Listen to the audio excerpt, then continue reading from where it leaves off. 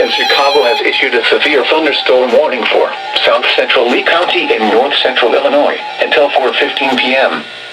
At 3:42 p.m., severe thunderstorms were located along a line extending from 7 miles east of Walnut to near Long Oil, moving northeast at 40 miles per hour. Hazard, 60 miles per hour wind gusts. Source, radar indicated. Impact, expect damage to roofs, siding, and trees. Severe thunderstorms will be near Woodhaven Lakes around 3:50 p.m. Sublette around 3:55 p.m. Prepare immediately for damaging winds and deadly cloud-to-ground lightning. Seek shelter inside a well-built structure. Stay away from windows.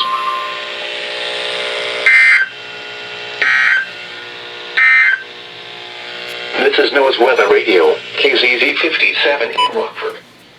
Severe weather is occurring or forecast to occur in our listening area. This station will broadcast severe weather alarm tones for Winnipeg.